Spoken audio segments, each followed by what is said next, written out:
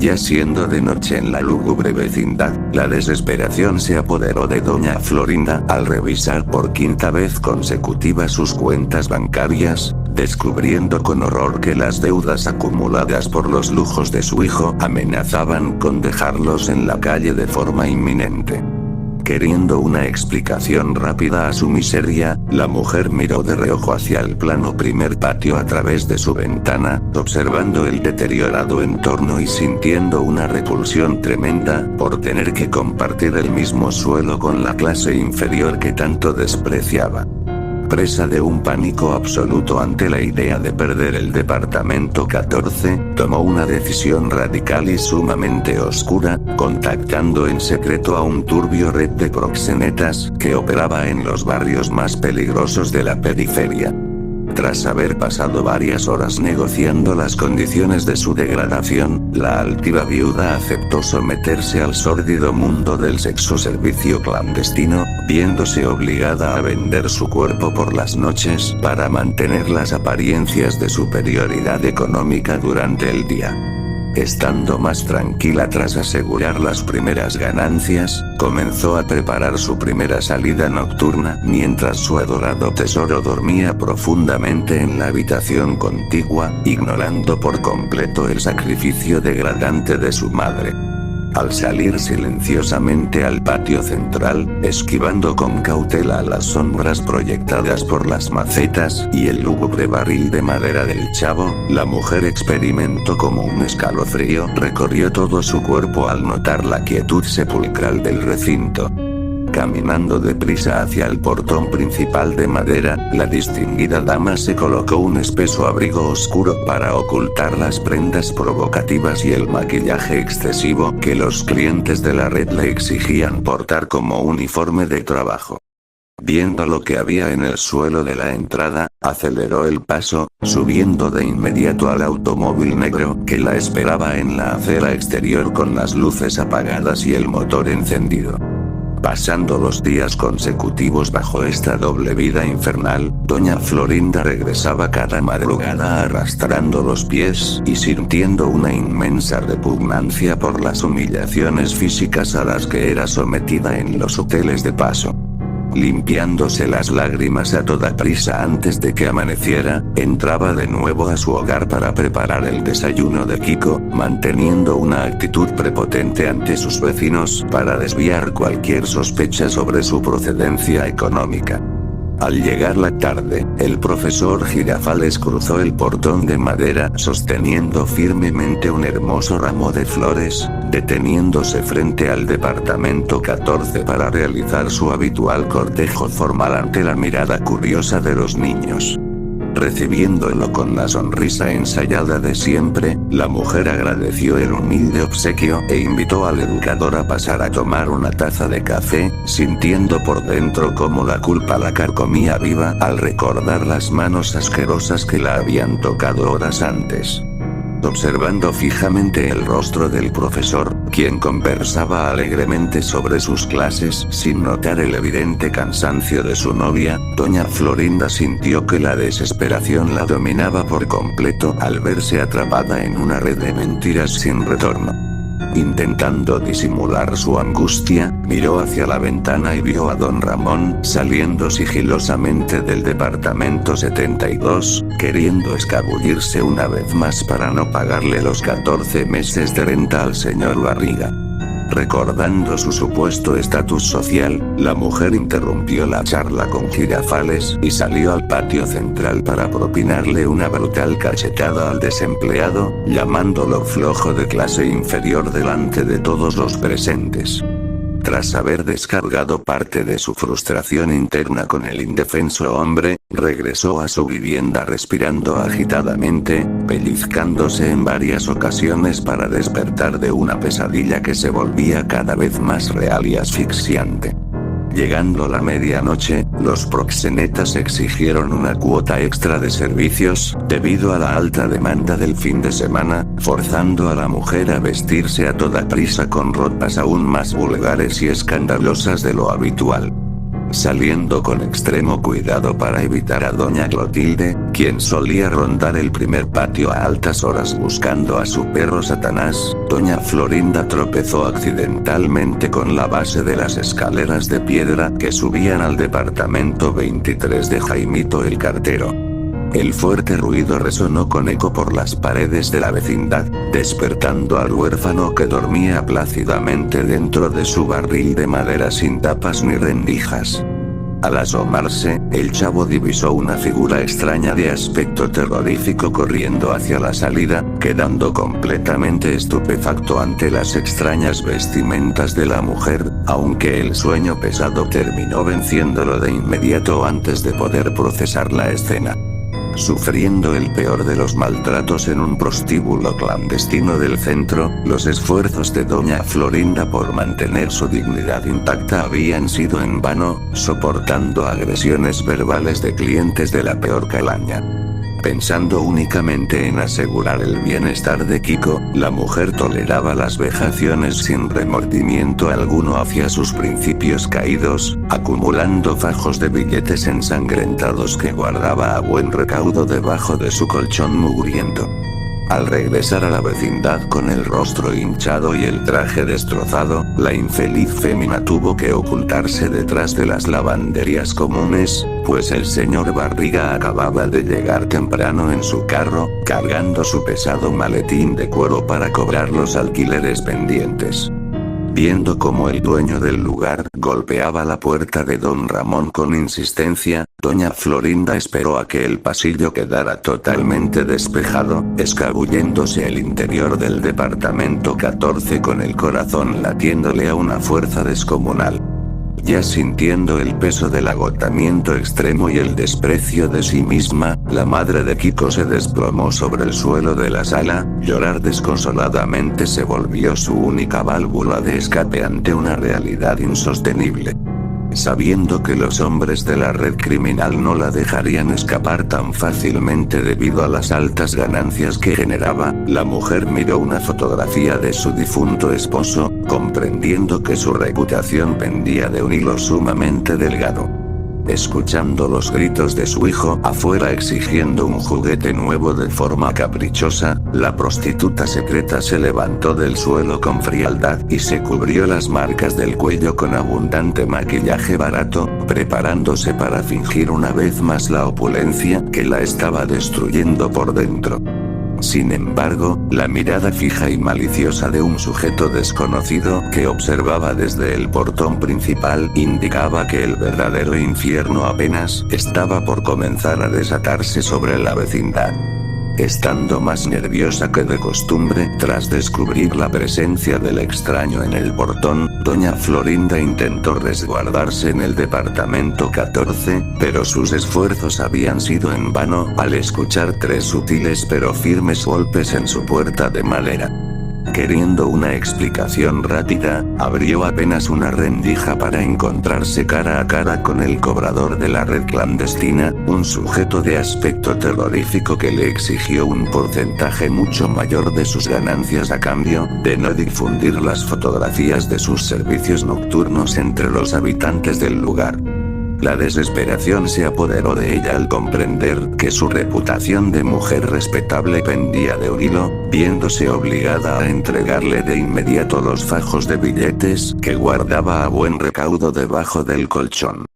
Tras haber recibido el dinero con una sonrisa llena de malicia, el extorsionador se retiró por el plano primer patio con total impunidad, advirtiéndole que regresaría al día siguiente por una suma idéntica o desataría el escándalo definitivo.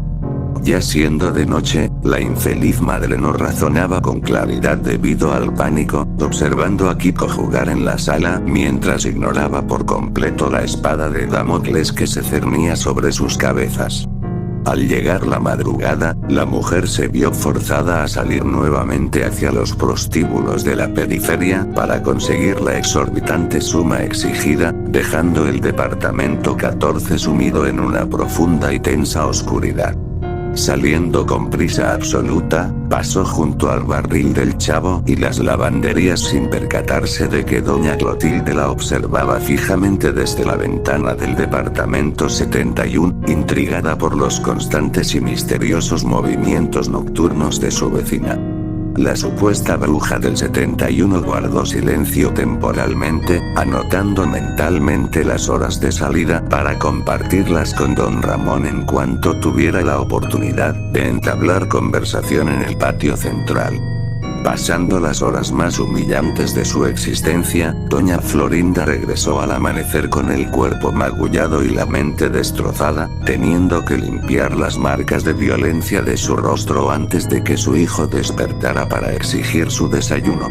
Al llegar la tarde, el profesor Girafales cruzó el portón de madera sosteniendo firmemente su habitual ramo de flores para realizar la visita de costumbre, deteniéndose al notar la extraña rigidez y la mirada perdida de su amada viuda. Sintiéndose sumamente preocupado, el educador ingresó al departamento 14 sosteniendo su obsequio, intentando indagar de forma caballerosa el motivo del evidente deterioro físico y emocional de la mujer que pretendía desposar. Intentando desviar la atención con mentiras desesperadas, ella le dijo a su novio que se trataba de una simple migraña por el calor, sirviéndole la taza de café con unas manos que temblaban de forma incontrolable a causa del pánico. Viendo lo que había en el suelo del pasillo exterior, Kiko entró corriendo a la cocina para avisarle a su madre que un hombre de traje sucio y mirada pesada estaba merodeando sospechosamente las ventanas de la vivienda. Un escalofrío recorrió todo su cuerpo al comprender que el extorsionador había regresado antes de tiempo, dispuesta a cumplir sus amenazas si no recibía el pago correspondiente de manera inmediata. Queriendo defender el honor de su prometida ante lo que consideraba una intromisión intolerable, el profesor Girafales se levantó de la mesa con una fuerza descomunal, saliendo valientemente al patio central para encarar al peligroso criminal que vigilaba el departamento. Doña Florinda intentó detenerlo de rodillas, llorar desconsoladamente se volvió inútil mientras el maestro avanzaba con paso firme hacia el portón, dispuesto a exigir una explicación al delincuente sin medir las letales consecuencias de sus actos. Tras haber cruzado el pasillo con violencia, Girafales confrontó al sujeto exigiéndole que se retirara de la vecindad horizontal, provocando la furia inmediata del criminal, quien sacó un arma blanca de apariencia putrefacta de entre sus ropas oscuras. Sin remordimiento alguno, el extorsionador avanzó con rapidez letal, propinándole 3 certeras puñaladas en el pecho al indefenso profesor, cuyo ramo de flores cayó destrozado sobre el suelo llano del patio principal. Al escuchar el fuerte ruido del forcejeo y los quejidos de agonía, Kiko corrió horrorizado hacia la entrada gritando por su madre, quedando desprotegido ante la mirada sanguinaria del asesino que ya no mostraba piedad alguna. Pellizcándose en varias ocasiones para despertar de una pesadilla que se tornaba roja, doña Florinda observó desde el umbral cómo el delincuente sujetaba a su adorado tesoro del cuello, arrastrándolo hacia el centro del patio mientras la racha de violencia explícita comenzaba a teñir las paredes de la vecindad. Dando un certero golpe contra la pared de piedra que subía al departamento 23 de Jaimito el cartero, el psicópata terminó con la vida del niño de forma fulminante ante los ojos desorbitados de la madre, quien quedó completamente paralizada por el dolor. El chavo, habiendo presenciado la brutal escena desde el interior de su barril de madera, experimentó un pánico extremo que le provocó la garrotera de inmediato, quedando su cuerpo totalmente rígido e inmóvil en el suelo del primer patio. Los gritos desgarradores de doña Florinda rompieron la quietud de la tarde, atrayendo la atención inmediata de don Ramón, doña Clotilde y el señor Barriga, quienes salieron apresuradamente de sus respectivos departamentos solo para encontrarse con una carnicería indescriptible. Con las manos ensangrentadas y sosteniendo las pruebas fotográficas de la doble vida de la viuda, el asesino arrojó los papeles al viento antes de huir por el portón de madera, dejando los secretos más oscuros de la mujer expuestos ante los ojos de toda la vecindad. Viendo lo que había en el suelo del primer patio, la desesperación se apoderó de don Ramón y doña Clotilde al contemplar los cuerpos inertes de Kiko y el profesor Girafales rodeados de un charco espeso.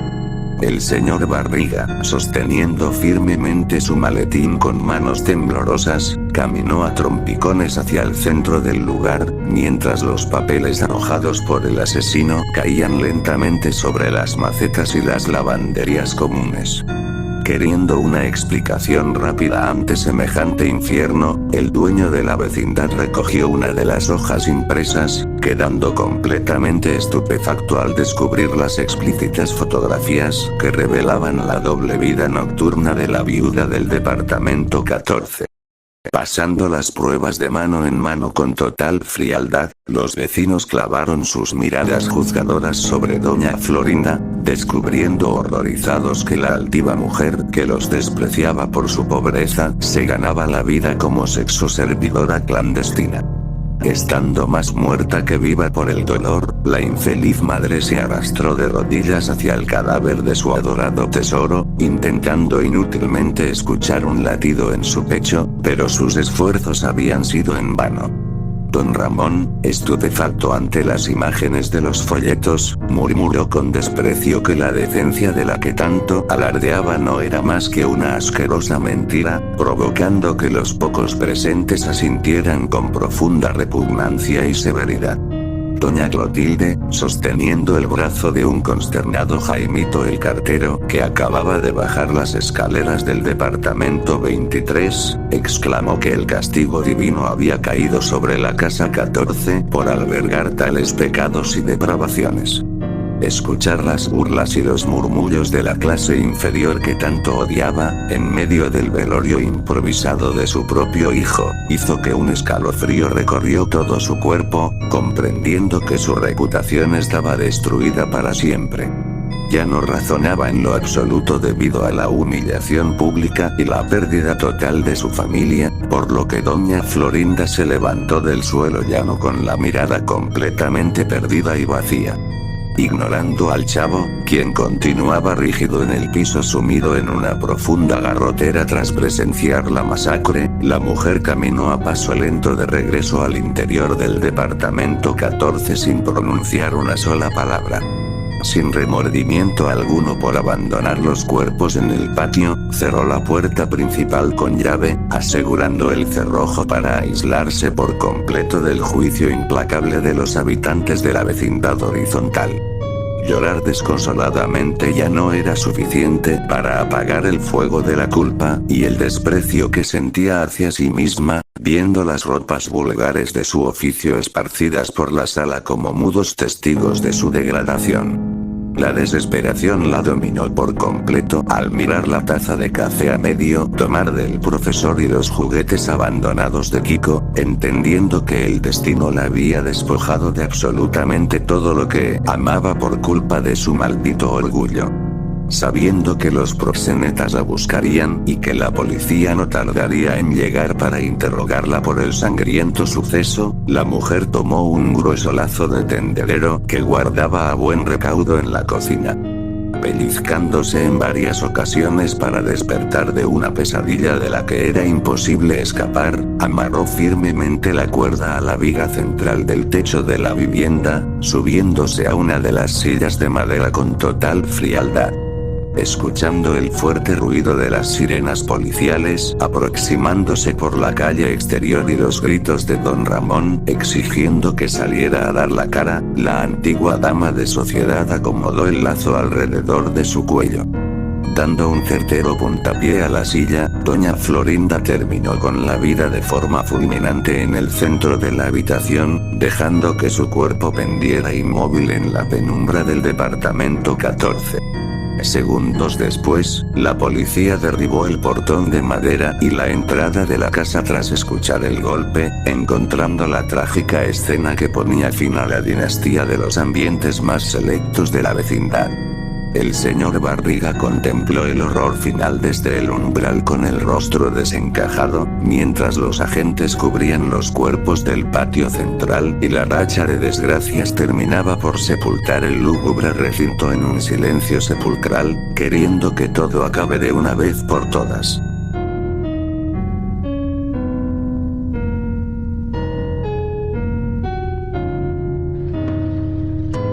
¡Toma! No te doy otra más porque presta para que te...